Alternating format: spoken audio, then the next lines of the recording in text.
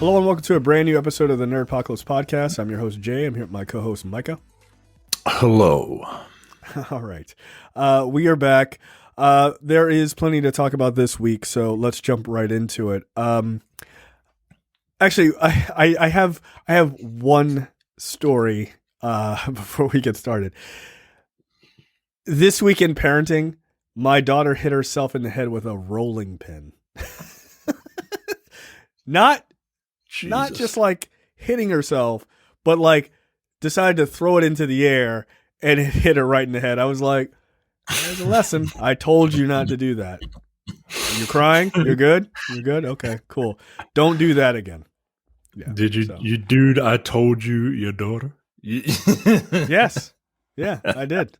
I guarantee she won't, dude, I'm going to throw this rolling pin in the air anymore. Yeah, you won't do that shit. Yeah, look, sometimes you got to learn a hard lesson. So yeah, I was like, I hope that doesn't leave a welt, like a cartoon size, like knot coming out of your head. My daughter does not sit still. She's not really one of these like relaxed kids. It's just not her thing. No, not at all. All the energy in the world. All right, checked out this week. You watched Army of Thieves. This is the prequel to Army of the Dead. Yeah, and Dieter. His name is, I should probably be a little more prepared, but his name is something different in this film. That's weird. And, you'll find out why his name is Dieter in, the sequel by watching this film. Look, I was very skeptical about this. It's a spinoff from a movie that I didn't really care for, starring a character that, I thought was a bit endearing, but like, he was just kind of comic relief. And, but I'm also a sucker for a heist movie, right? Like it's a heist. I'm gonna watch it. Right. And, I'm here to say that, this movie is better than Army of the Dead, which is the definition of, damning with faint praise. Right. But, it is better.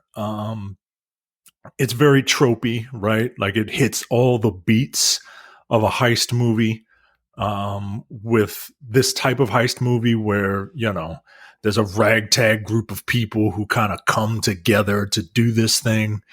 One's the leader, one's the tech person, one's the getaway driver, right?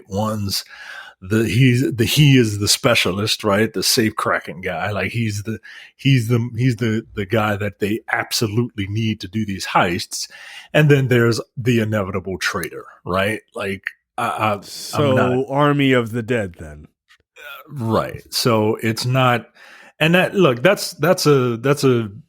thing in heist movies. I get it. But this film is directed by Matthias Schweighöfer, who is the actor who is the main character who plays Dieter.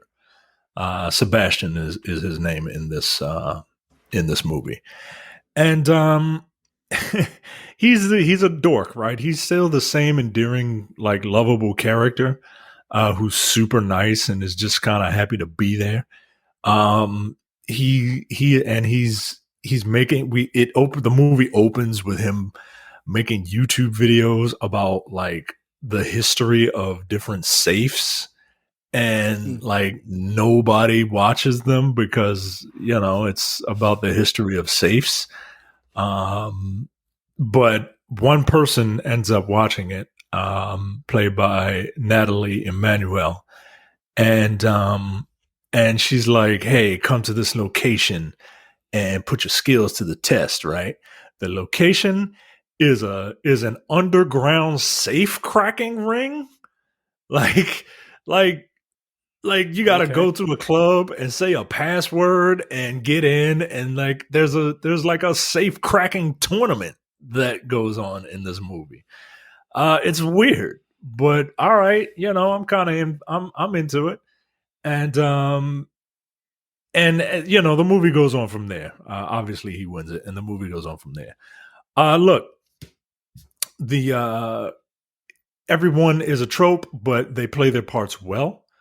I don't know what it is about these Netflix action movies, but they all kind of look the same.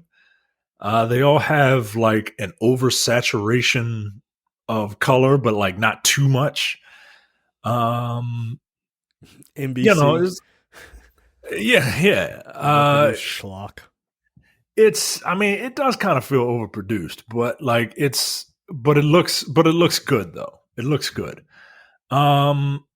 Look, this is. I'll tell you what I was doing. If I had laundry, I'd be folding it. Yeah, right? That feels about right. This was on playing in the background while I was messing around with Photoshop, and it was fine, right? Like it was inoffensive. I don't know if this is this dude's first directorial role, but no, it's not. But it very much isn't. But yeah, man, it was fun. I enjoyed it. All right, just throw it on if you ain't got nothing else to watch. Okay, that sounds fine. Like I thought it looked fine, and I figured it was a folding laundry movie, so that's about right. So there you go. Folding 5 piles out of 5. Then you also watched Only Murders in the Building. This is on Hulu, I believe. Yeah, it's on Hulu, and I think I told you this story, but for the benefit of those listening, you did, yes. my lovely wife found this show, and I had heard about it, but I generally don't watch TV unless it's with her. And she found this show, and I don't want to introduce her to shit, right? Because if I introduce her to it, then it's like, I don't know if I want to watch it, right? But somebody else will say, oh, this is amazing, and then she'll want to watch it. So she found it, thankfully, and we started watching it. It's a half-hour comedy. And she said to me, this show, the first episode, she said, this show must be good if Selena Gomez agreed to be in it with a couple of old white guys. The couple of old white guys that she was talking about, Steve Martin and Martin Short, fucking nobody. Is she slumming it with 2 comedic legends? That's hilarious. Like, I guess, yeah. Now, at the same time, like, I didn't know who Selena Gomez was. Like, I had heard the name before, but she was like, you don't know who that is? She's got like 8 bajillion followers on Instagram. I'm like, I don't know who that is, man. I don't. I mean, I've heard of her. She a singer? I don't know. I think. Okay. Look at us, Martin Short, and like right here. Like, come on. That's hilarious. This show's good. I've heard nothing but great things about it. I think you would like it. It's a mystery. It's a whodunit. And the premise is that there are 3 people who live in this building in New York, this apartment building, and they all are fans. They actually meet up in an elevator because they're all listening to the latest episode of a true crime podcast that is 100% definitely not serial. Right. And they bond over it. Shortly thereafter, a murder happens in the building, and they take it upon themselves to kind of investigate. And through the investigation, they decide that they want to create a podcast. Steve Martin plays a retired actor who is best known for playing a detective named Brazos, right? Martin Short is a kind of a failed director who directs, off-Broadway plays like Splash 2. You know what I mean? And Selena Gomez is, just some 20-something who lives in the building, and but her story kind of ties into things a little more than initially let on. And Yeah, man, it's the three of them work very well together. Steve Martin and Martin Short obviously have like a tremendous amount of chemistry, but Selena Gomez is no slouch either. And it's weird because like Selena Gomez has this like she's got this like weird voice, or she just kind of talks like this, and she's really deadpan. But she does have a good rapport with these guys. Yeah, man, it's good. I think it's like it's got like 100% on like Rotten Tomatoes and stuff like that. Like it's only 10 episodes. It's 10 episodes, just 10. Are you sure? Worry. All right, I'm gonna watch 8 and just turn it off. I'm so pissed at myself with it. It's got 10 episodes. It's got cameos from a bunch of people. Yeah, I highly recommend it, man. It's a really, really good show. It's getting a second season, which, given the nature of the ending that we just finished today, I'm going to want to see a second season. So, all right, yeah, yeah. I did not have a chance to watch anything this week. It's been a pretty crazy week for me. So, I got to watch one thing, but you'll find out more about that on another show later this week. Fucking hell, I hate myself for watching that. Please don't tell me what I think it is. I will give no clues. I will give no clues. Oh, come on, man. God, all right. If you know me, you probably know that this was one of the things I absolutely hate the most in all of media. I hate it. I hate the entire culture around it. I hate everything about it. And watching it again, it was somehow worse. It was somehow worse than I remember. The one thing I will say, I think it brought my wife's and I's marriage closer together because she too hates this property. She was like, I'm not watching that with you. It's a piece of shit. I was like, you are correct. I don't get it. I don't get it. I don't get anyone who likes it, but whatever. More on that later. Let's get into topics this week. All right. Gael Garcia Bernal to star in Marvel's werewolf-focused Disney Plus Halloween special. Their search for a Latino lead for its yet untitled Halloween special has ended. Mexican actor Gael Garcia Bernal set to lead the cast of a werewolf-focused show. The Halloween special is eyeing to begin production in 2022. Nobody knows anything about this. I think the talk is that it's Werewolf by Night, with which I believe at one point. So it says Werewolf by Night the series ran for 43 issues and ended in 1977. There's some thought that this Werewolf by Night might tie into like a Blade or something like that as well. So we'll see. It's kind of interesting. I mean, okay, like I'm fine with it.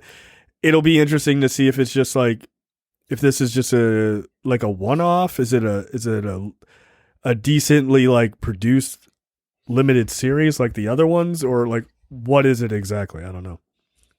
So, what do you want it to be? Right. I mean, I guess if it's a limited series and it's a way to, if the Werewolf by Night story is a way to introduce some of those type of characters like a Ghost Rider or a Blade or a Moon Knight or something like that, that'd be kind of cool, right? But like make it his story, but figure out a way to maybe like incorporate one of those characters in it for some reason. I don't know. Or maybe he's going to be a recurring character like throughout. I have no idea. I don't know enough about. I honestly don't know enough about that character at all. It does say that among other things, the series is notable for having its first appearance of Moon Knight. So that could be the connection. All right, that's fine. I don't care for the occult. I don't care for goth shit. It just is boring to me. Yeah, the Wolfman and the Universal monsters and all that shit. I don't really care. They don't space shit. That's what I like. Yeah. But representation, I guess. Well, Moon Knight, the moon's in space. That's close enough. That's as close as you're gonna get. No, not apparently not. Apparently it's going to be falling. Don't do that. Don't read ahead. This is the greatest trailer of this week. It's not Morbius, everybody. It's Moonfall. Yeah. So we'll see. I don't know. But it is kind of cool that this is officially a thing. So, but I think the Moon Knight connection is obvious, considering that he did make his first appearance in the comic. But that also, like, that streams in 2022, right? That's coming up soon. So my guess is maybe you get this guy in the Moon Knight series, like in a small role, and it's like, I'm a werewolf, and then he just fucking runs off, and it's like that guy shows up later in his own series. So I don't know, but we'll see. We shall see. We'll see. This is a brave new world, man. They're moving away from my military action stuff in the Marvel Cinematic Universe, and I guess I'm just gonna have to accept change. I mean, I don't know how far they're really moving. You got Kate Bishop. You got another Captain America movie coming. Bows and arrows. But you got another Captain America. I mean, I don't think we're going that far away. I mean, you still got to have the kicking and punching part of the universe. Like, in the immediate, right? I'm talking about in the immediate, right? I'm talking about in the immediate, and until I get more space shit. Particularly with Marvel's version of the Swiss Family Robinson. That's fair. That's what I'm looking forward to.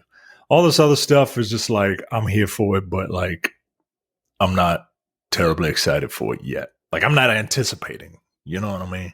Right. Like, I would agree. I mean, I'm not as big into the magic side of either the Marvel or DC universes. Like, it's just not. It's never been a thing I've been super into.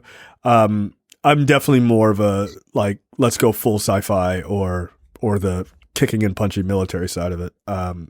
But yeah, it's fine. I mean, look, impress me. Show me something cool. Look, I just want to see Triumph and Torment on the big screen. It's my favorite story involving Doctor Doom, and it involves Doctor Strange as well.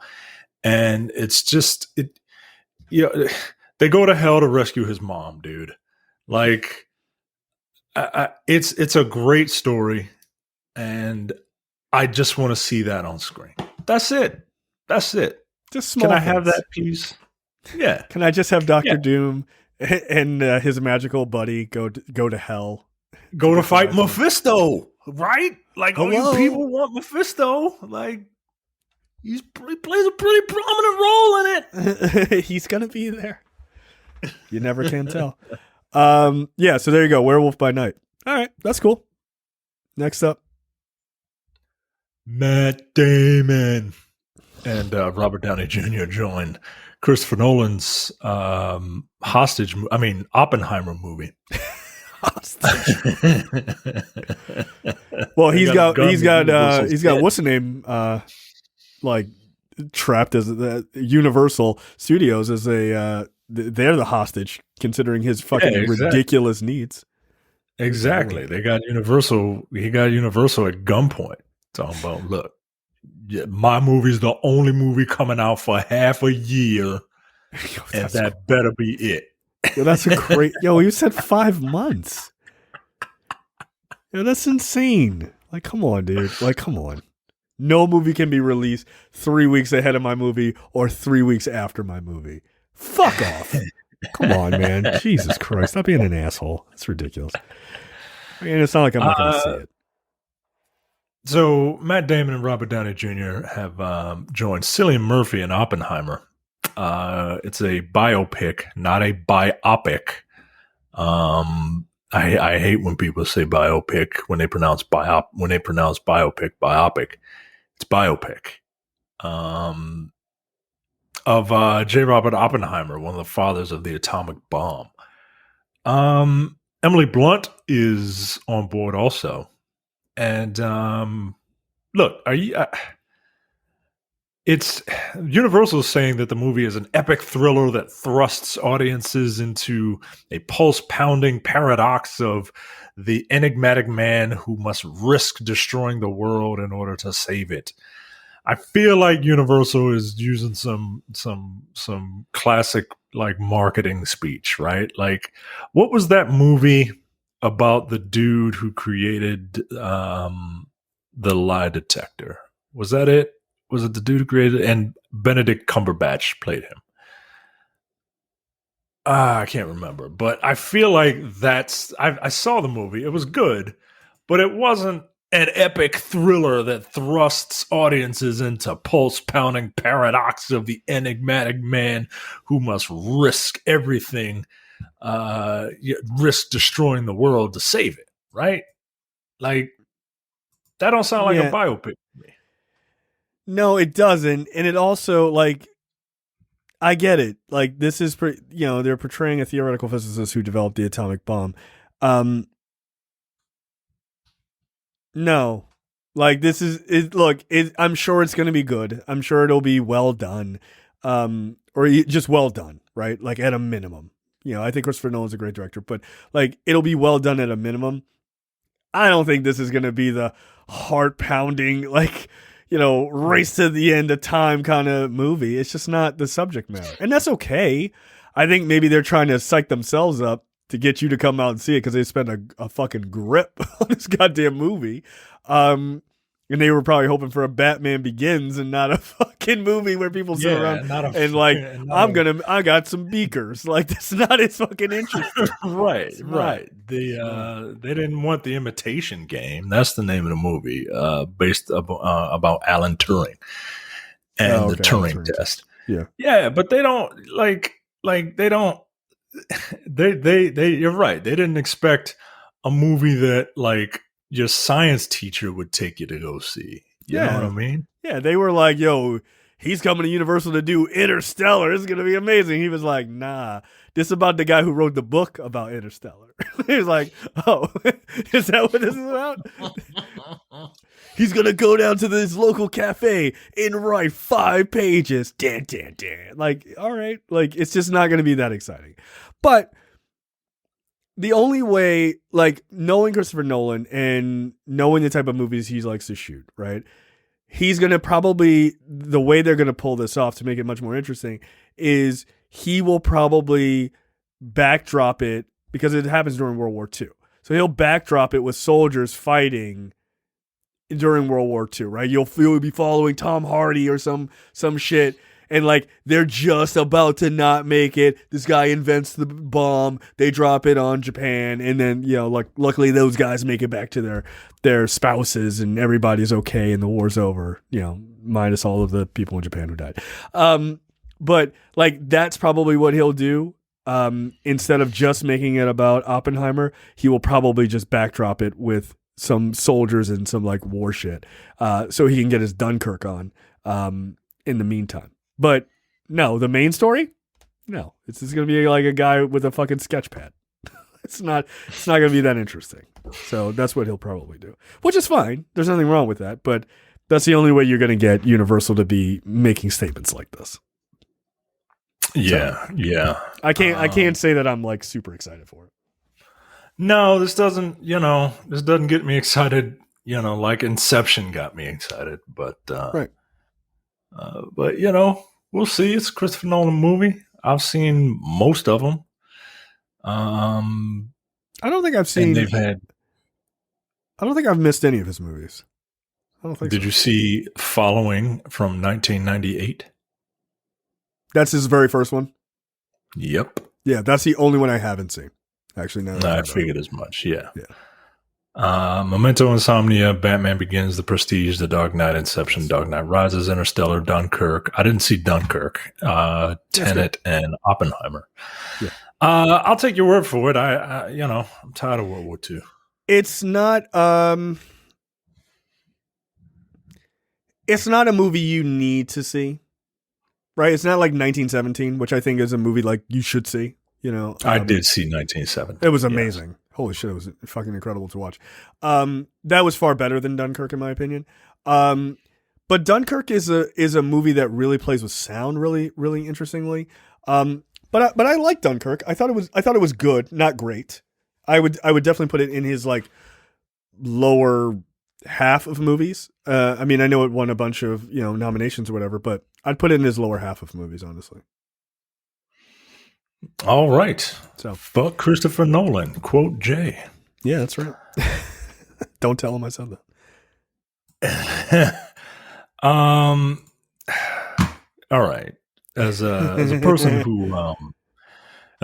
who has an appreciation for the art and craft of voice acting. Yeah, no, this is great news. Great news for you people. It disheartens me greatly to see that Chris Pratt has snagged himself another animated voice role. Another animated voice role that does not fit his voice or personality. Chris Pratt is going to be voicing Garfield in an upcoming animated movie. Nah. I don't agree with this. I didn't agree with Mario. I don't agree with this. I know it's his job as an actor to like act shit out. I don't know if he could do it, man. I don't know if he can do it. Garfield is like a sarcastic asshole. Garfield is a slut. He's very sarcastic. He's very like dry, and he's like, nah. I don't think Chris Pratt has. Look, this Garfield movie better be the wittiest fucking movie I've ever seen. If I didn't Chris see Pratt is going to be able to pull this off. I didn't see the Bill Murray Garfield movie. But I didn't think. What's that? Do you know why Bill Murray did the Garfield movie? I don't. Because Joel Coen directed it, but not that Joel Coen. Oh no, he thought it was a Coen brother. Yeah. Oh man. Oh, that's fucked up. That's fucked up. That's hilarious.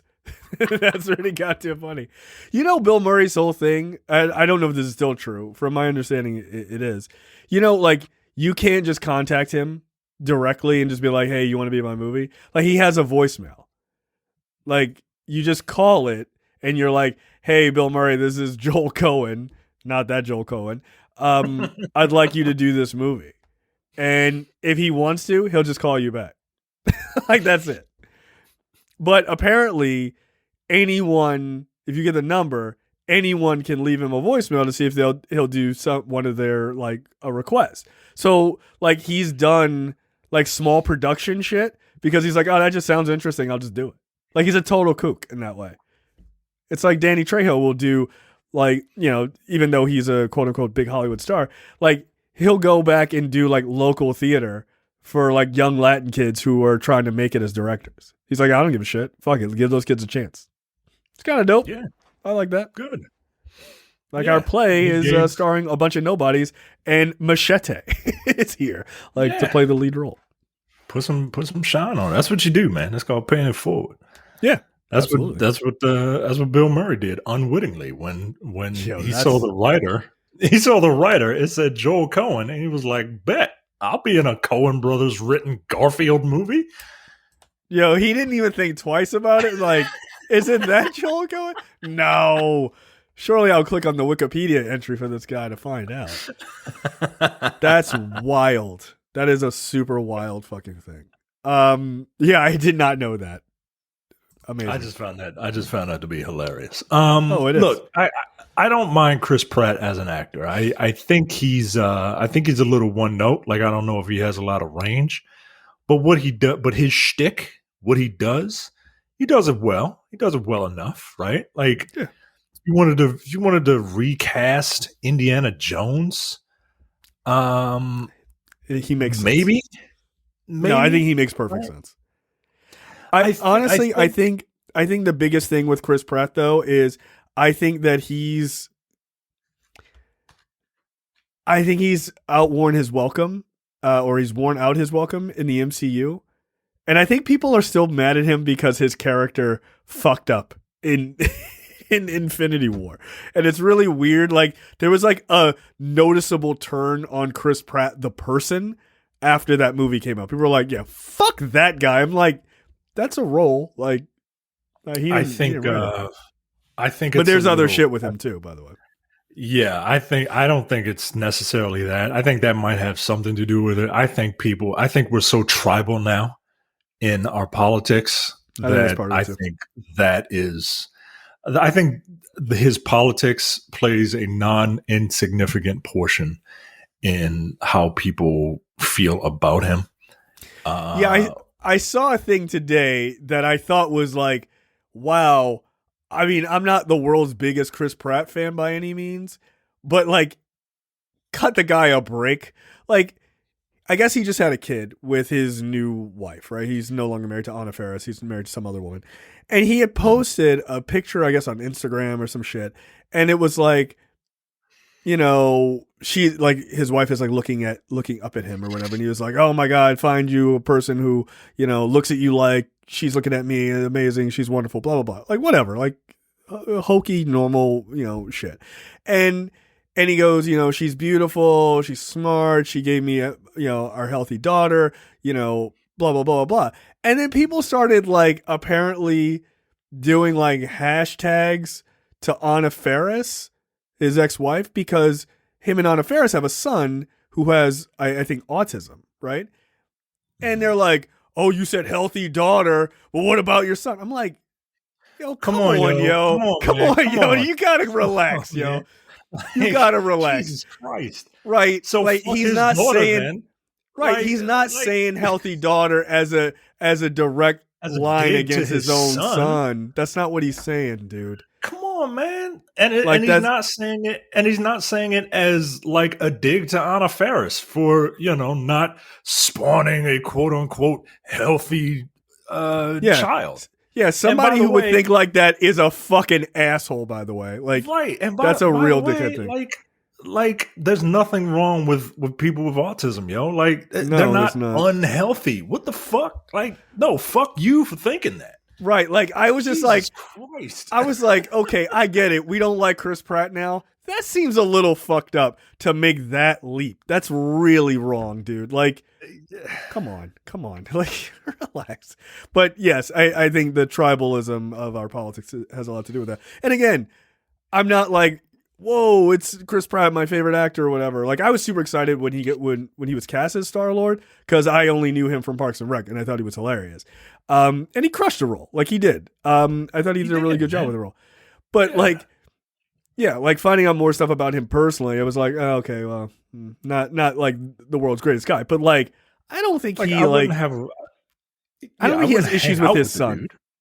Right. No, like I don't think he has issues with his son. Also, like there was a lot of stuff when him and Anna Faris were together, like a lot of like really beautiful things he wrote about his son. Like, come on, guys, relax. Okay. Yeah, also, you don't give a shit about Anna Faris either. Don't use that woman as like a cudgel. Her and him, the son, as a cudgel against him. That's just shitty. You don't know any of them. Yeah. Like, it's just ridiculous. You do that, man. You do that. You're one of those people that do that. You're fucking gross, man. Like, yeah, I was just like that seemed right. I'm like, healthy daughter. That's somehow wrong to say. Is wrong to say. Just relax. Wow. Yeah, I saw it. I was legitimately kind of shocked. I was like, wow, okay, that is ridiculous. But, you know, hey man, some people are just like, yeah, it was funny because when whoever posted the story was some like, you know, like gossip mag kind of thing that I've never heard of, but like they disabled replies on it. right? Because like they clearly knew this shit was about to get out of hand real fast. I was like, yeah, don't do that. Like, this is really fucked up.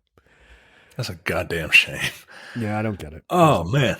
You know what else is a shame? Fucking Chris Pratt being Mario and Garfield. Get the fuck out of here, dude.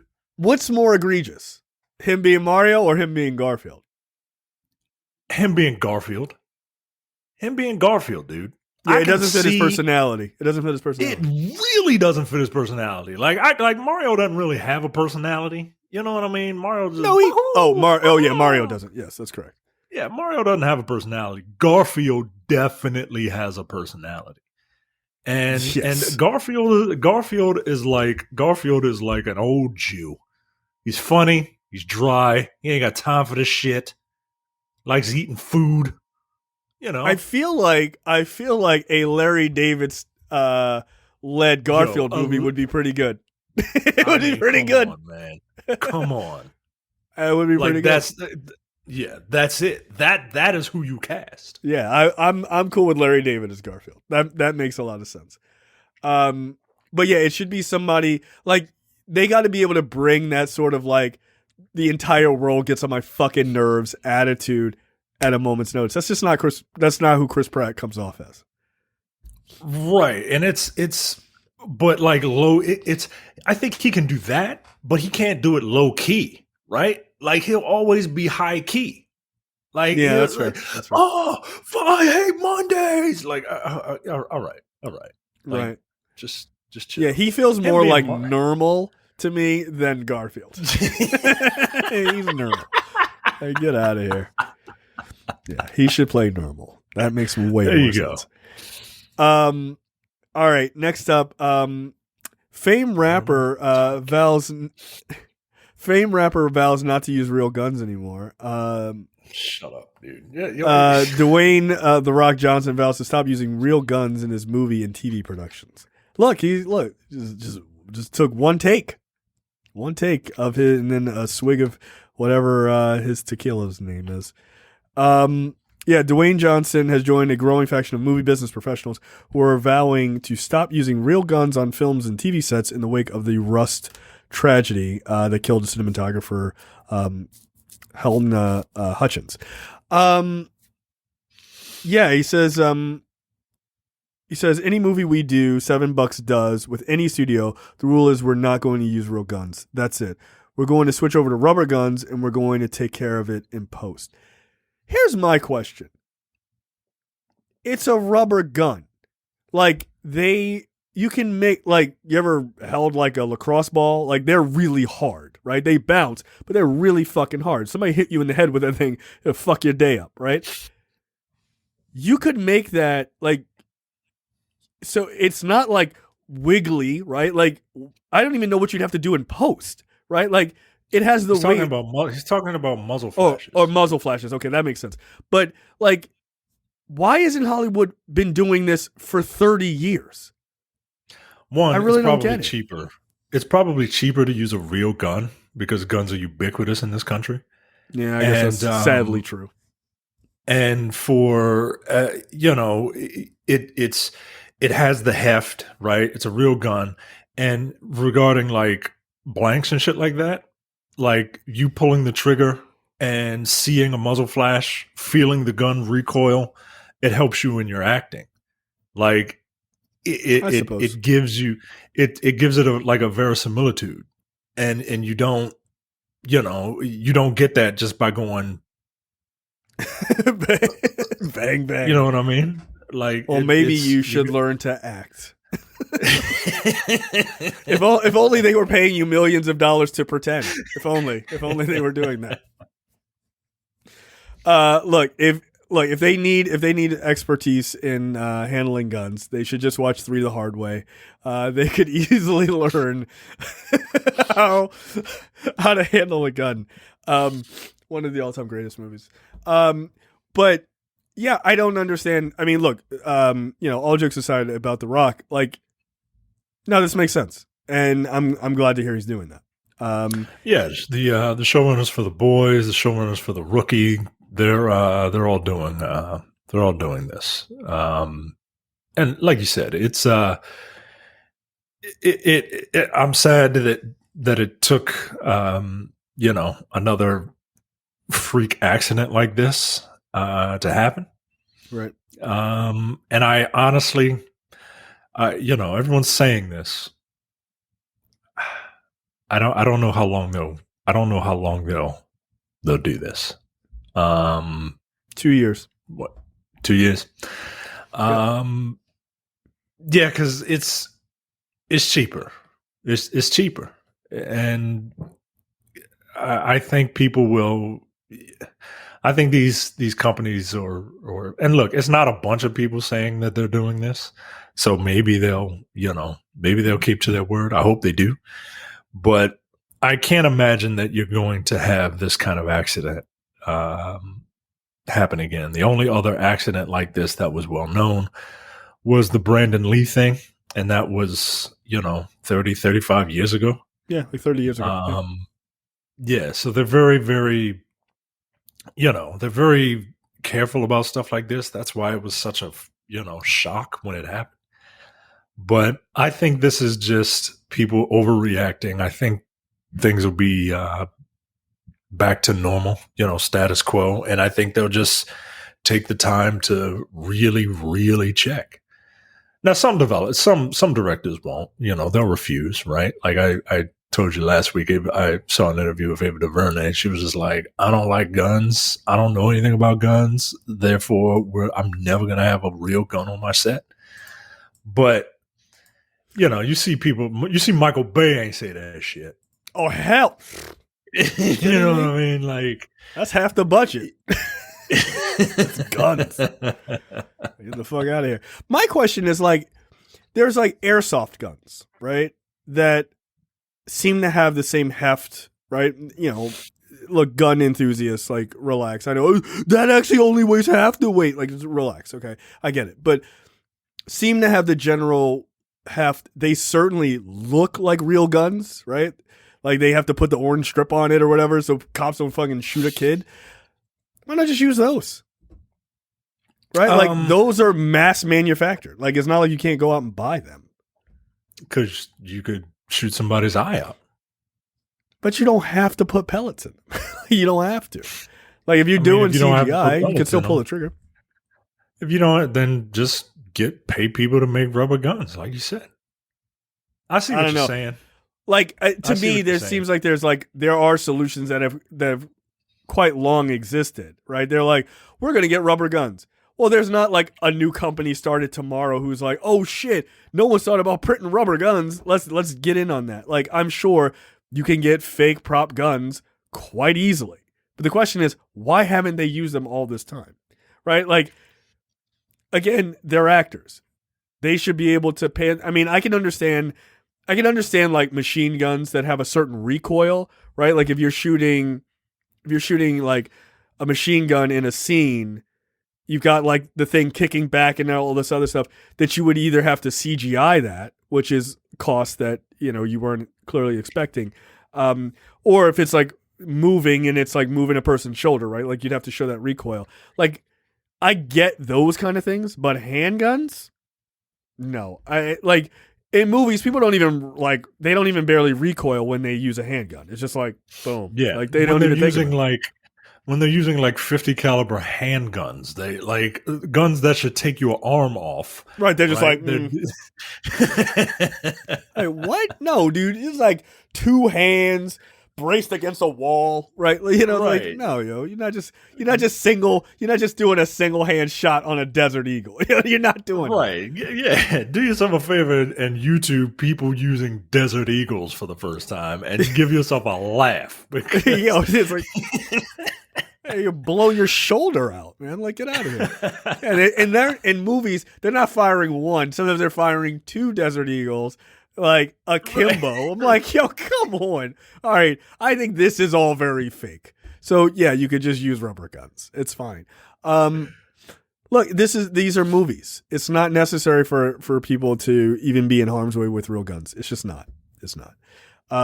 But again, I can understand the argument of sort of machine guns and like that kind of recoil, because that that you can't hide, right? The very few movies show people shooting a machine gun with no recoil. It just doesn't make any sense, right? You can't really mask it. So I get that, and there's probably solutions to that too, right? There are fake machine guns, but I don't know how you fake the recoil aspects of that. But in handguns, no, they do that shit all the time. They don't give a fuck. This is nonsense. Yeah. So the other story here is like a New Mexico indie film says they'll be also using rubber guns on their set, right, for the same reason. So there you go. Next up, Eternals has been pulled and banned in Saudi Arabia, Qatar, and Kuwait. Because of, according to sources, the decision to pull the movie from theaters was due to the inclusion of a same-sex couple in the film. One half of the couple is Phastos, played by Brian Tyree Henry, the MCU's first gay superhero. Him and his husband, Ben, who is portrayed by Haz Slimane in the film, share a passionate on-screen kiss. Homosexuality is still illegal in many countries across the Gulf. Leading films with LGBTQ plus representation are pulled frequently. And they were asked, Disney was asked to cut this scene for these markets, and Disney said no. Yeah, I read that one of the things that Chloe Zhao demanded was that you don't cut it, that they don't cut the scene, that they don't edit the scene for, the sexualized content. I don't even want to say sexualized content because it's, it's not. It's a kiss, right? Like, it just is a stark reminder that this world is, still fucked up. Full of bigots. Chloe Zhao says, quote, to position that family in that specific situation and to have that moment feel authentic and real, the audience has to feel that to care. Otherwise, there's no point in putting that on screen because they don't feel it. Yeah, it's true. Like that's that was my big thing with movies like Jungle Cruise, where Disney was like Disney has always been like, hey, it's our first gay, they've always had gay characters, but like, hey, this is our first gay this is the first time we're saying it, right? Like that live action Beauty and the Beast had a gay character. Hey, it's our first gay character. And then Jungle Cruise had a gay character. Hey, it's our first gay character, right? But you can say that all you want, but unless you show it, unless you show a same-sex relationship on, loving and on screen, it don't really count, right? And not sort of asexual. And I'm not right, right. Not like actually, you don't need penetration, right? Right. This is how you know it's real. Like, wow, all right, right. I remember they did that in American Gods once. I was like, oh shit! They surprise, motherfucker!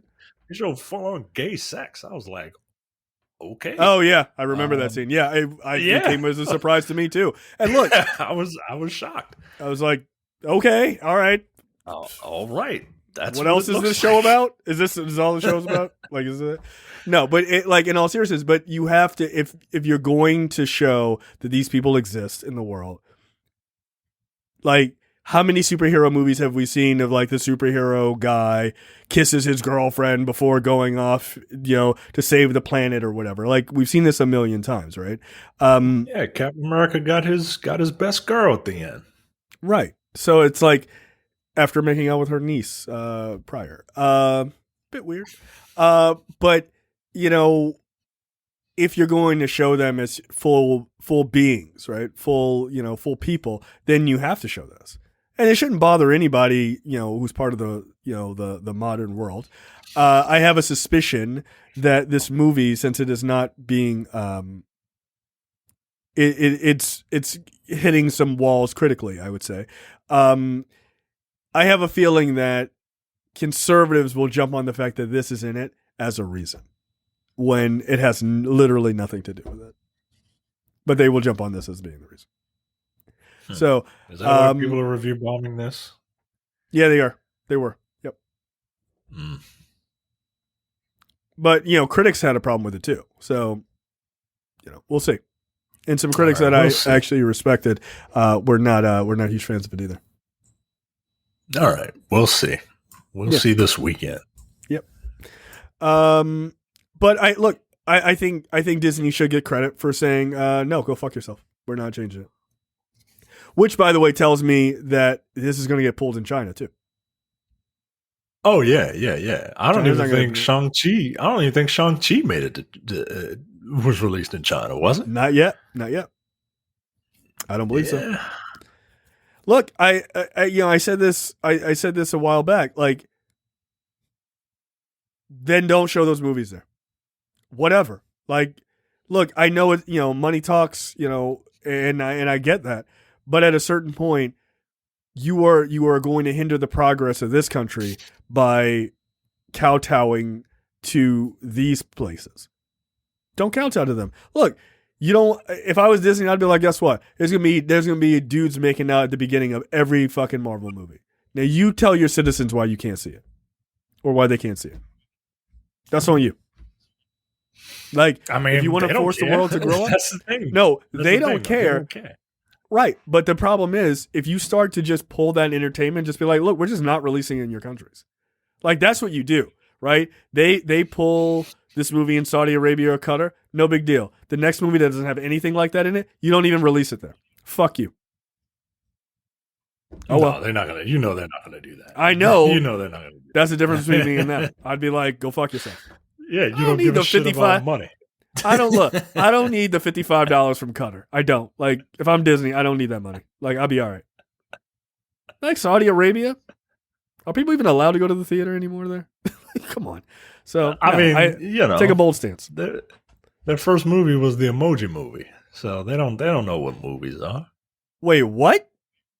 Then they finally let people go to see movies. The first movie they saw was that was available was the Emoji Movie or some shit. That cannot. I swear to God, I hope that's not true. I swear to God, dude. I'm not talking out of my ass here. No. Marvel's Black Panther was the first movie shown publicly in Saudi Arabia in decades. I thought it was the Emoji Movie. I could have sworn I saw some shit that said the Emoji Movie. All right, maybe I mean, that's not good either. After lifting a 35-year cinema ban, Saudi Arabia screens the Emoji Movie. Yo, that's a terrible on the choice. Verge. Yeah, NDY has that. So yeah, they don't know what the fuck good movies are. They think the Emoji Movie is like the pinnacle of cinema. Yeah, can you imagine? You're like, we're getting American movies. What is this shit? The talking fucking turd? This is what we're watching? Like, I'd be pissed. A talking turd? That was the fucking first movie you got to see? Come on, man. Come on. Nah, I'd be like, nah, fuck this. No, I'm not. I'm going back inside. I'm not going to do that. That's hilarious. Yeah. I don't know why this CNBC story says Black Panther then. Because it's CNBC, you liberal scum. CNBC fucking sucks. Yeah, I get. For some reason they're saying it's maybe Black Panther had to go up against the Emoji Movie at the same time. Like maybe that was the big box office fight. The big box office fight in Saudi Arabia. The second movie was Captain Underpants. Like that. Nah. Don't go to CNBC for your news. Yeah, apparently not. God damn. That's funny. All right, let's jump down to what the fuck brought to you by JTD this week. Yeah, I don't really care for like tacos. What? This is not helping. I don't really care for tacos. They're fine, but I can do without them. Like if you were to put like name 4 dishes and tell me to let one of them go, I guarantee you if tacos is on that list, it's going. Really? I do like tacos. Yeah, I don't really care. They're fine. Where do you get your tacos? From Taco Bell? No, I've never had Taco Bell. I've never had it. Really? They all look sketchy. I've never had it. They all look sketchy. Okay, that might be the best life choice. Out of the back. I mean, one could make an argument. Or out of the front. Really, it's a Taco Bell. They don't give a shit. The Taco Bell is one of the worst fast food restaurants of all time. I mean, all their food is made for people who are high. That's why it's always like late night deals. It's all late night deals. Like, it ain't like, come to Taco Bell, we're open till 4 a.m. Why? Why are you open that late? Just stay open 24 hours a day. They're like, nah, don't worry about breakfast, my nigga. Just come here at 4 o'clock in the morning. Yeah, it's because you're high. Yeah, I don't trust a place that don't shut down to clean. Get the fuck out of here, yo. You open 24 hours? Nah, man. Nah. That's crazy. I ain't doing it. And this story is another reason why tacos are fucking trash. This guy served his friends tacos made out of his own amputated leg. No. If you could taste the human flesh in an ethical way, would you? It's the kind of question you ask after watching The Silence of the Lambs stoned. All right, Vice. God, I hate Vice. No matter how you respond, you never expect anyone to hold you to an answer. But in a recent Reddit post, user Incredibly Shiny Shart shared the story of a motorcycle crash that put him face to face with the macabre hypothetical. When a car crash hit his bike. All right. God damn. I guess they get paid by the word. Basically, this dude got in an accident, and he made fajita tacos from his severed limb. They let him take the dead leg home? Apparently, the United States doesn't have a federal law banning capitalism. Idaho is the only state in which the simple act of eating flesh can land you into prison. Laws against murder, buying and selling human meat, and corpse desecration make cannibalism difficult, but technically, legally in the other 49 states, it's not, it's kosher to eat human flesh. Chinese is the rare case where cannibalism is not only legal but ethical. He documented the entire process due to the graphic nature of the photos. We have omitted it from this post. You can view the full set here. Look, I get on here and I'm like, I'll just click on this, and I ain't clicking on that. No. I'm good. You doing it? You eating it? No. And if anybody serves it to me, I'm going to kill you. Okay, I'm going to kill you. I don't need to eat human meat. You're a massive hypocrite. You're a massive hypocrite. What? I haven't eaten human meat. Take this, my blood. Eat this, my body of Christ. Isn't that the same thing? Jesus wanted you to take a sip of his blood and eat some of his dead leg. Hey, crackers and grape juice. Get out of here. That's grape juice. No, it's an ocean spray. It's an ocean spray and a little Ritz cracker. Get out of here. Unsalted Ritz cracker. Get out of here. It's a biblical blood of my blood. Get out of here. Yeah, it's a Jeez-It, right? It's like a Jesus Cheez-It. It's a Cheez-It. No, I would not try this. I don't think this is acceptable. And if I found out someone fed that to me, unbeknownst to me, we would have to fight. We would have to fight after that. I would be, because then I would have like the taste for human flesh, and then I end up some sort of weird vampire character. More on that later. So yeah, I don't approve of this. I don't think this is cool at all. So Vice interviewed this guy. Originally, they said, "Why did you do this?" And he said originally he wanted to have it taxidermied or freeze dried. How cool would it be to have my freeze-dried or taxidermied foot standing around the house as a lamp or a doorstop or something? Yeah. The palm of the hand people are weird. That's what we call them. Palm of the hand. That's what we call them when my wife and I need to talk about, a group of people and we in front of our son, because we don't want him to be like, white people are weird, right? Like that's I don't need him going to school saying shit like that. But the palm of the hand people are weird. But he gonna end up saying, he gonna go point at one of his white friends and be like, palm of the hand person, palm of the hand person. And you're in a world of trouble after that. World of trouble. How did you convince the doctor to give you the leg? Most hospitals have a policy where they release your body parts to you because of some religious, because of some religions where you have to be buried whole. So I signed that paperwork. So that's how he was able to get the. That's how he was able to get the thing. He just is this in America? It has to be, right? It has to be. No. Yeah, maybe? Because they mentioned Idaho is the only one. Yeah. So yeah. All right, so let's just assume it's Florida again. This is really gross. Yeah, there's a whole interview about like how you prepared the food. How did you preserve the leg? How did you prepare it? And how did you convince like 10 people to eat it? And yo. I guess this is the meat that they're showing here. Nah, I'm good, man. I'm good.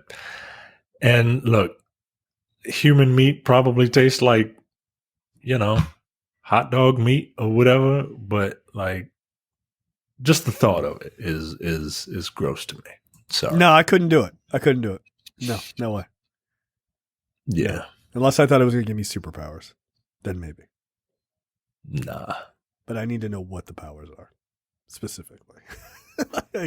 No, I don't think I could do it. You turn into a fucking werewolf by night. No, that's not worth it. That's going to fuck up my whole week. What should I do? Nah, man. This dude is out of his fucking mind. And that guy should be arrested. Yeah, he should. But it's not illegal because our country is fucking weird. Yeah. All right. Next up, my story. Apparently, why you should never ever mix cocaine and pufferfish. There's a title you didn't think you'd ever hear. When a 43-year-old man turned up at a Florida hospital saying he had too much blow at home, doctors probably thought he was. They were looking at your average mild drug abuse overdose. Yet they were surprised to discover the patient had in fact been eating poisonous pufferfish liver in addition to snorting cocaine, and before long had to be hooked up to a ventilator and a dialysis machine as both of his respiratory and kidneys failed. How many people would you guess have died from eating pufferfish in Japan every year? I would imagine the number is low because they know how to serve it. Like there's a special way you have to serve it. And if you don't serve it properly, then you die. But I can't imagine that the number is very high. It's 50 people a year. 50 people? It's a lot of people in Japan. I mean, it's a lot of people, but like, it's a lot of people, but how many people are eating actual pufferfish though? Right? Like, what's that number? Right. Is that number like 4,000? Because if that number's 4,000, 50's a lot. It is a right. Lot. Yeah. But I don't know. I think if you serve it right, you're fine. If you just fucking chop it and hack into it and then just eat the gooey center, like this dude from Florida, then you're fitting to die. Yeah, I would you try it? No, if you were in Japan? No, I wouldn't. Would you try playing Russian roulette? No. Like, no, I don't need that in my life. No, I that does not feel worth it to me. Yeah, like it seems like a really cool thing to say you've done, but I just feel like if it could go wrong, it would go wrong for me, and I just don't. I don't need that kind of risk. I just really don't. It's only a cool thing. It's only a cool thing to say if you survive around certain people. Around certain people, you know what I mean? Yeah, that's true. That's true. If I tell my dad I went to Japan and ate some pufferfish, all right. What's a pufferfish? Oh, okay. All right. Well, was it good? Like I could have died. Like, well, why did you eat it then? Like, like that's not impressive. Get out of here. Yeah, you're risking your life for nothing. Like, what are you doing? Right. I thought it'd be cool to talk about in the podcast. Oh, was it? You're right. You're not risking your life doing something badass. You're risking your life eating fish. Right. You're not doing it atop a skyscraper. You're not jumping out of a plane. Get the fuck out of here. Yeah, it is kind of a shitty way to die. Like, oh, my stomach hurt. And then you just die. Right. Like, that's it. Oh, man. Yeah, I'm not trying that. Like, you couldn't convince me to do that. It's just not, like, there's no point of doing that because the return on investment is so low to just have bragging rights. No. Right. Like you said, and only in certain circles. Right. And shit probably don't even taste good. Get out of here, man. It probably doesn't. Like that's kind of the thing with shit like that. Yeah, so this guy every other fish. Yeah, probably. It says while in the hospital the patient's kidney issues deteriorated and he had to be placed on dialysis.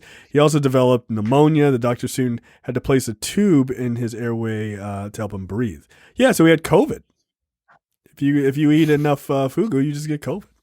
That's what happens to you. Or you could just get the vaccine, you dum-dums. So yeah. That's get the pufferfish vaccine. Yeah. Save your life. All right, next up, let's talk about trailers. Change our view here. And first off, we're going to talk about the book of Boba Fett. So look, I thought this trailer was fine. I was actually expecting a lot more from it. If I'm being honest. Like, it's sort of painting the world, but I was just expecting a lot more from this trailer. I mean, when is this coming out? December? Yeah. Mm-hmm. I think it gives you just enough. It's set in the world in the world of the Mandalorian, so you kind of got the vibe. It's got a couple of characters that you recognize. I'm perfectly fine with this trailer. The speak freely is not as badass of a line as people think it is. Right. Even in the context, right? Like, well, if you talk like that to Jabba, we would fucking knock your ass out. And then Boba Fett is just like, yeah, go ahead. Speak your piece. Like, okay. I mean, I was. Yeah, right. Like, anyway. it was like, that was the thing with me. It's like, I just didn't think that line hit very strong. I don't think it hit the way they thought it would hit.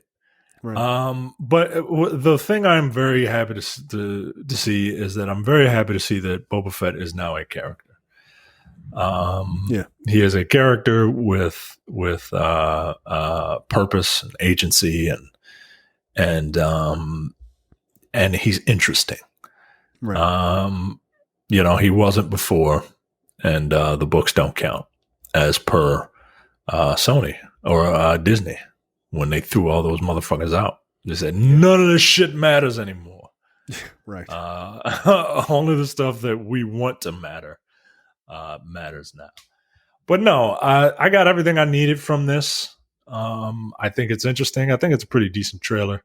I'm glad it didn't show too much because I feel like trailers give out way too much information. Right. You know what this is. You know who it is. Right. And Ming-Na Wen is in it. So I mean, that's fair. Let's go. Let's do it. Yeah, it'll be interesting to see what they do. But all right, like, you know, God bless. Look, I'm not going to pretend like I'm not excited for it. Like, I am super excited for it. So, I was hoping a little bit more action in the trailer. Now, it comes out December 29th. It starts streaming on Disney Plus. We might get another trailer before then.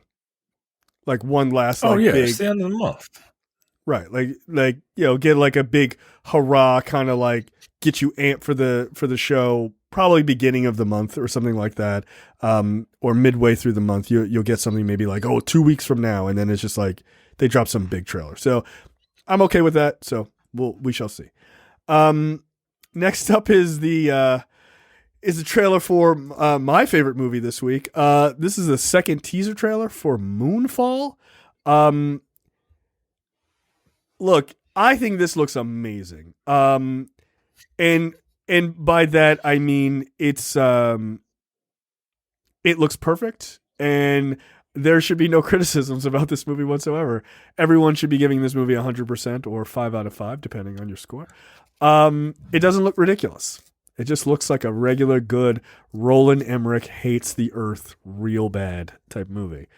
I think the biggest issue I have here is that this trailer implies that the moon is in fact not real, or like it's hollow and when you say aliens. not real, what do you mean? Like I look at this trailer and I see that the moon has always been there. It's just that it's always been like hollow on the inside, right? Like, but it's not like something that, it's not like we had a moon and then like one day when America wasn't looking, aliens came in and swapped it with a fake moon. I like to think I like to think at the end that is what we find out. And we find out they swapped with a fake moon. Oh shit, are they looking? Same moon. Don't worry about it. Things feel different. No, I think that the moon has always been there, but as far as we know, right? But it's always been an alien ship. Yeah. Like, I like that idea, right? Or I agree. Or that we somehow found this alien and we trapped it inside the moon and built this entire thing inside the moon. Right? Like, we did that. I like to think that the aliens found the moon. They were like, yo, this is a really cool spot. I'm just going to burrow into this and then hook up my bachelor pad. Right. And then in 1969, humans came up, started knocking on the door, and the aliens were like, oh, well, fuck this. We gotta prepare 40 years to tell these people to never come back here. Right. Look, either way, this movie looks goddamn ridiculous, and I can't believe it has not only lived up, but it has exceeded my expectations for a movie called Moonfall, which is about the moon falling out of orbit. Like, somehow it's even dumber than I thought it would be, which is amazing. Look, I love a good Roland Emmerich movie. When he's like really having fun. And this is a really ridiculous premise, so I'm totally fine with it. Look, I as long as I just get my big disaster scenes, I don't really. Fine. I'll see it. I'm not seeing this in theaters. This is not like hell no. Let's rush out. Let's rush out to it's for the theater experience of Moonfall. Oh yes. But yeah, like still, if the moon is, but once the moon, however long it's been there, if it's the actual moon, once, or fake moon, or, moon that's been swapped for the real moon. Yo, the idea of swapping the moons is hilarious. Once three-card Monty, like a 3-card Monty. It's a new moon. Once the second it moves out of orbit, that's it.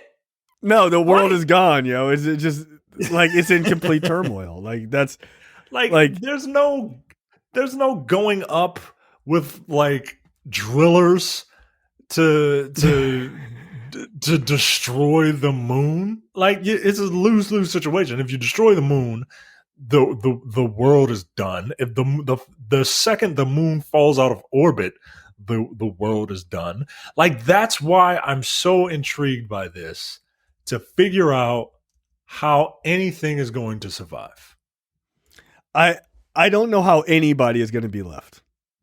Like I don't know, but I can't wait to see what their explanation is. Like I just really can't. It'll probably be something stupid, like in the end, like, you know, after the moon falls into the planet and just destroys it, just obliterates it, the screen will fade to white, and then in black letters, climate change is real. And that'll be it. You know what? Good. That's exactly what I want it to be. That's exactly it. If it's not that, I'm going to be pissed now. If I don't get that, I'm upset. Yeah, I don't know what to tell you, man. I'm super excited for Moonfall. Let me tell you what I'm not super excited for. Sony released their full trailer for Morbius.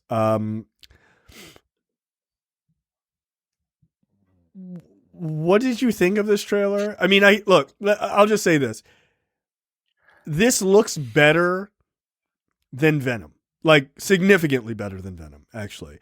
It looks like it's goofy. The CGI seems much better, things like that. So I'll start in a positive. Like I said, when the first teaser trailer came out, when he's in like full on Morbius mode or whatever, the face work looks good. The face prosthetics looks actually pretty good. The rest of it looks like a comic book movie that came out in 2000, like 2000, or right, early 2000, like Ghost Rider or any of those other movies that were just like really bad. So yeah, that part of it is not impressive to me at all, and that's what Venom was to me. So what do you think? I'm surprised Evanescence isn't playing in the trailer. Like I mean, it's the Doors. This is it's like, and I love the Doors, but like this is like, well, let's not play new music. Let's play something really cool and creepy. Like, yeah, we get it. People are strange. You've run this song into the ground. So I do like the idea of the dichotomy of this guy who is, you know, everything I like about this, I like because of the character. The idea that this character is a doctor, right? Who, you know, do no harm and all that. Like, he is a good person who becomes this pseudo vampire and has to do these bad things in order to survive, right? That's a great dichotomy. I'm just not into it. As like a whole movie dedicated to it. Like, I understand if you pitch this character to a movie executive, I understand why they make this movie. And the fact that it's a Spider-Man villain is I 100% understand why this movie is made. I appreciate the character. I'm just not into it. The movie looks interesting enough that I am not going to swear off of it. Right. But I'm not going to go see it. Okay, that's fair. I can't imagine this movie is going to do well. Venom did well for name recognition. That's why Venom did well. And that's why Venom continues to be as popular as it is, because the Venom character is as popular as he is. They had to literally put a picture of Spider-Man in this thing for the casual fan to know that this is a somehow tangentially related to Spider-Man. That's how like insignificant the Morbius name has in the common, zeitgeist of casual comic book fans and comic book movie fans. So I don't know, man. It's not doing anything for me. I think Jared Leto is a really good actor. I think he's a great actor when he comes to work. Like, yeah, he brings it. I dig this. Yeah, but I don't know. I'm more of a classic Spider-Man. I like the classic Spider-Man villains, and he's a classic. But I'm like, I like the originals, right? Like, I don't know. So here's the thing. One, I have a hard time taking Tyrese particularly serious in this movie. I really do.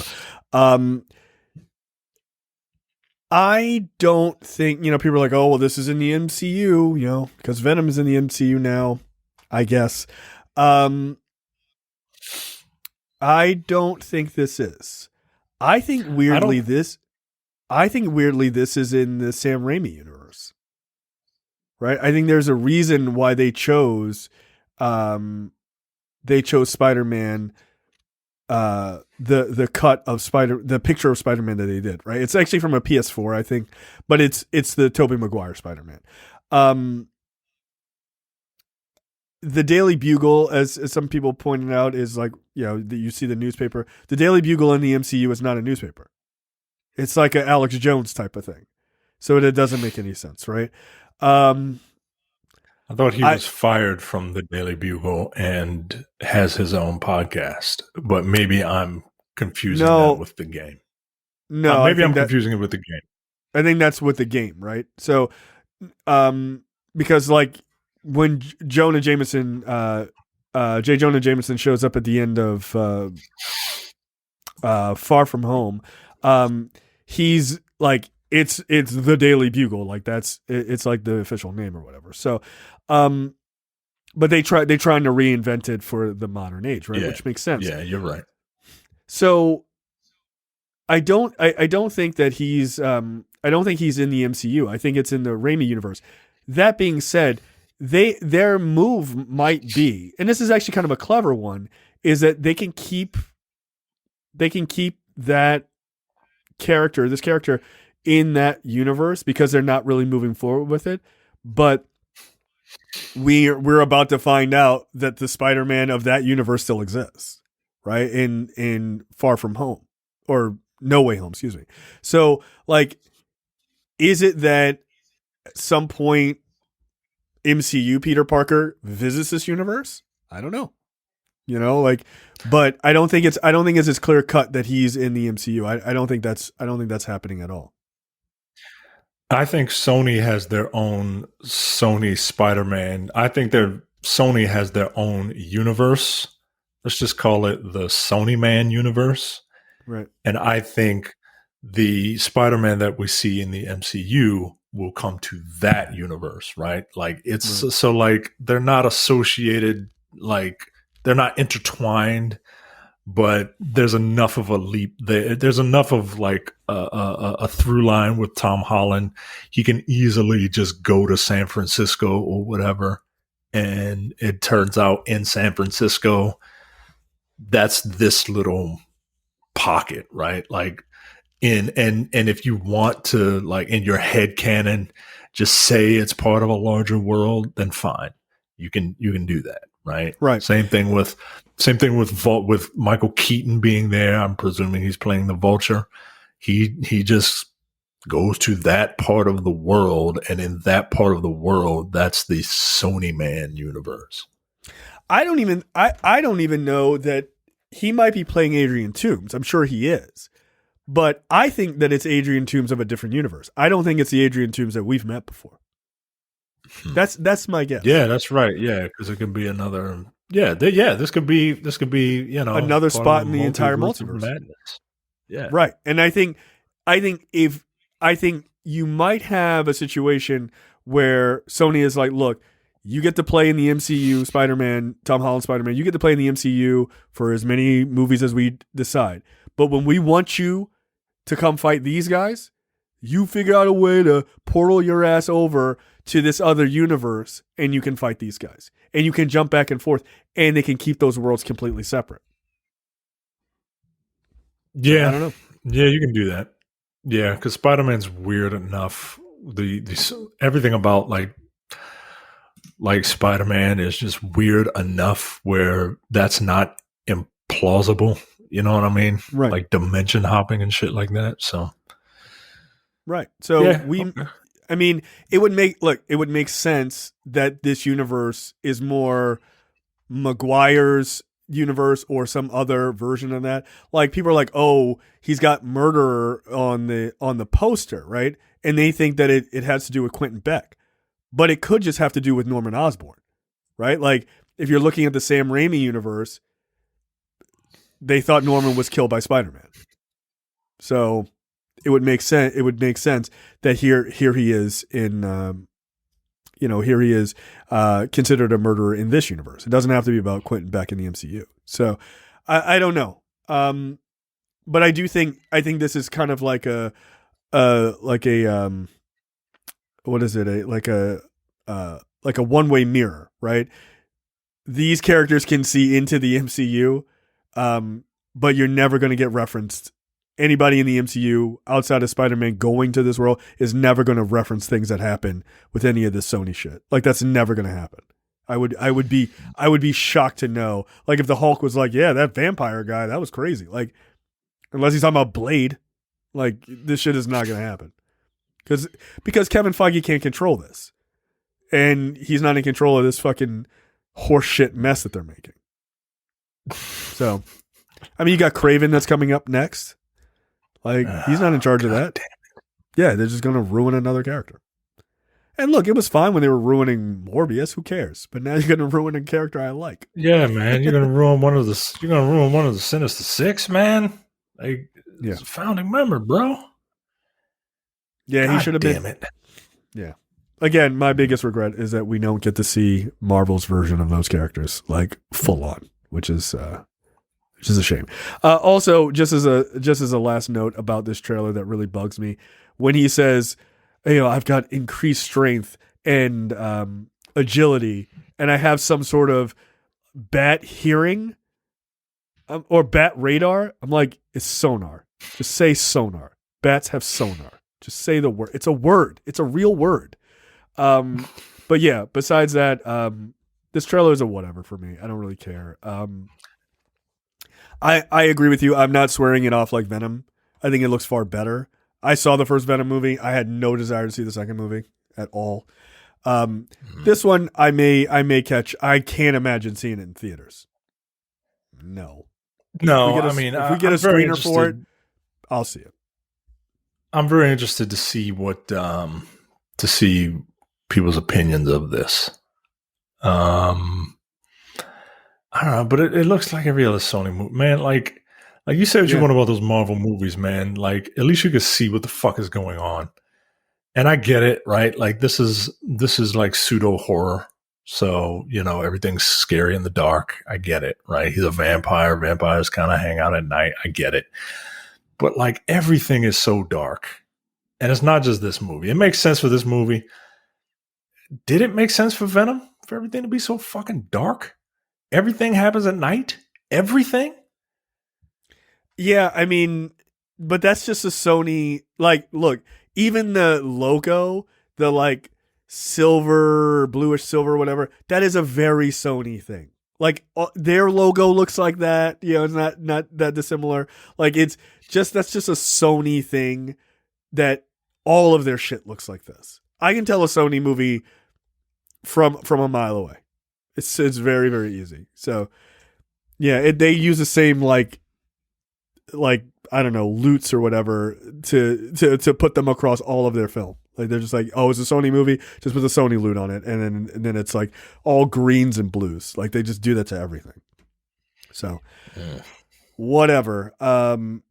Not again, I'm not going to pay to see that in theaters, but if we get a screener for it, I will go see it. But yeah, it's another Sony in association with Marvel movie that does not particularly impress me. Any other final words before we get out of here? Nope. All right. All right. We will see you guys next week. I don't know. Oh, we'll have a review up by then for Red Notice. Oh no, I'm sorry. That's the 5th or the 12th it comes out. So never mind. Unless you're going to the theater to see it. We'll have a review up of Eternals. Yeah, we'll have a review up for Eternals. All right. That's it for us. And we will see you guys next time.